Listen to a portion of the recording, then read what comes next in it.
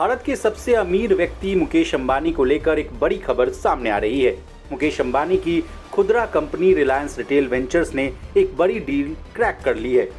इस डील के होने से अगले 3 साल में रिलायंस रिटेल की वैल्यू लगभग डबल हो जाएगी। जी हां, आप सही सुन रहे हैं।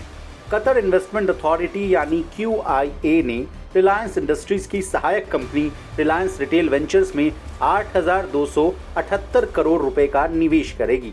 अब क्या है पूरी खबर, विस्तार से समझने की कोशिश करते हैं।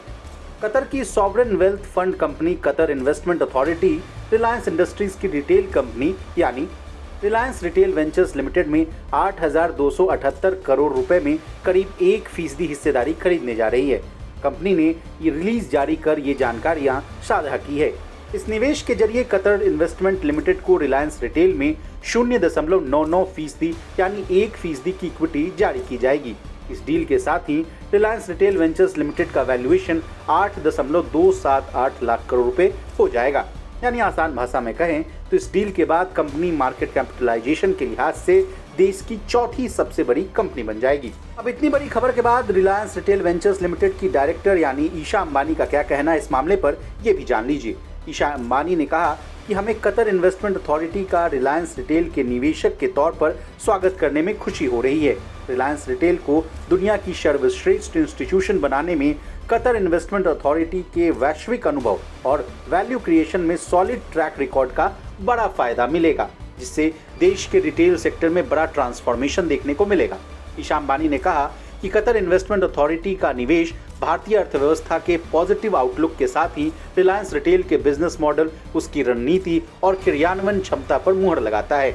बता दें, इससे पहले रिलायंस रिटेल वेंचर्स ने साल 2020 में सऊदी अरब के पब्लिक इन्वेस्टमेंट फंड से फंडिंग जुटाई थी। तब सऊदी पब्लिक इन्वेस्टमेंट फर्म ने रिलायंस रिटेल की 2.04% हिस्सेदारी के बदले $1.3 बिलियन का निवेश किया था। इस तरह उस सौदे में रिलायंस रिटेल की वैल्यू करीब $62.4 बिलियन लगाई गई थी। साल 2020 के फंडिंग राउंड में सऊदी अरब के पब्लिक इन्वेस्टमेंट फंड के अलावा कई दूसरे ग्लोबल इन्वेस्टर्स ने भी हिस्सा लिया था, जिसमें न्यूयॉर्क के private equity firm KKR, TPG जैसे नाम शामिल थे। इनके अलावा अबू धाबी के 2 सॉवरेन इन्वेस्टमेंट फंड ने भी उस फंडिंग राउंड में हिस्सा लिया था। कतर का सॉवरेन इन्वेस्टमेंट फंड QIA पहले राउंड का हिस्सा नहीं था। अब जाते जाते रिलायंस रिटेल का बिजनेस कैसा रहा है ये जान लेते हैं। हाल ही में रिलायंस ने अपने जून तिमाही के रिजल्ट जारी किए थे। जून तिमाही में कंपनी के प्रॉफिट और रेवेन्यू में गिरावट आई थी, लेकिन रिलायंस के रिटेल बिजनेस का रेवेन्यू पिछले साल के मुकाबले 19.5% उछलकर 69,948 करोड़ रुपए पर पहुंच गया था। इस दौरान इसका एबिटा यानी कामकाजी मुनाफा 34% उछलकर 5,139 करोड़ रुपए पर पहुंच गया था। जून तिमाही में कंपनी ने देश भर में 555 नए स्टोर खोले हैं। इस तरह अब रिलायंस रिटेल के कुल 18,446 स्टोर ओपन हो गए हैं।